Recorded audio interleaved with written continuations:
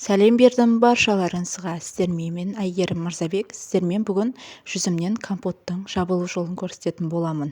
Ол үшін ең алдыменен жүзімдерімізді жуып, тазалап алатын боламыз.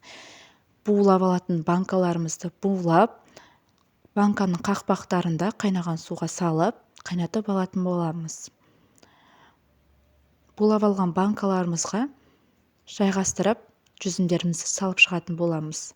Менде бұл жерде 5 литр банкаға 2 килограмм жүзім кетті. Жайғастырып әдемілеп салып алатын боламыз. Менің каналыма тіркеліп, каналымның қазақша контенттің дамуына үлес қосып отырыңыздар. Подписаться батырмасын басып, жанындағы қоңырауша белгісін басып қойды да ұмытпаңыздар. Сонда шыққан видеоларымның алғашқыларын сіздің парақшаңызда көрінетін болады. Осылай 2 банкамызға жайғастырып алдық. Қайнап тұрған суымызды банкаларымызға құйып алатын боламыз. Мен толық рецепті описание бөліміне жазатын боламын. Описанияға өтіп көрсеңіздер болады. Қыстың күні жүзімін де алып жей берсеңіздер болады. Суын соқ қылып балдарыңызға берсеңіздер де өте керемет болып шығатын болады. Жайғастырып құйып алып, 20 минут көлеміне тұндырып қойып қоясыздар. 20 минут өткеннен кейін банкадағы суымызды ыдысымызға, қайнататын ыдысымызға асықпай құйып алатын боламыз.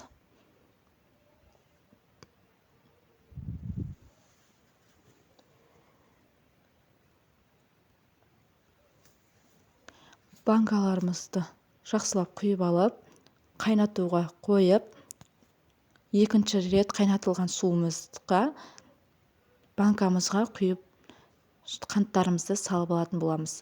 2 литрлік банкаға 200 грамм, ал 3 литрлікке 250-300 грамм қант саласыздар.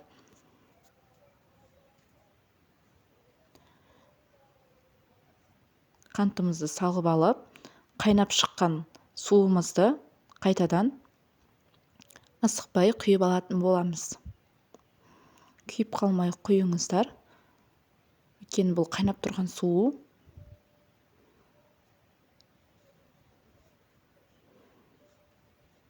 Компотқа мейлінше тәтті жүзім пайдаланғандарыңыз жақсы. Компотыңызға дәм кіріп, дәмдірек болатын болады.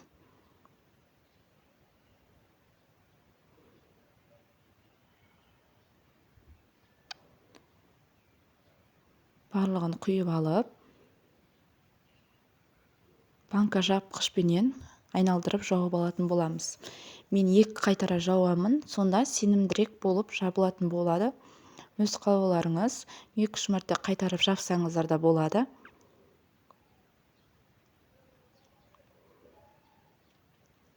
Барлығын бұрап, жақсылап жауып алғаннан кейін банкаларымызды осылай дөңгелетіп ішіндегі қантымын ерітіп алсаңыздар да болады. Себебі бізде қайнаған суға қантымыз тез еритін болады.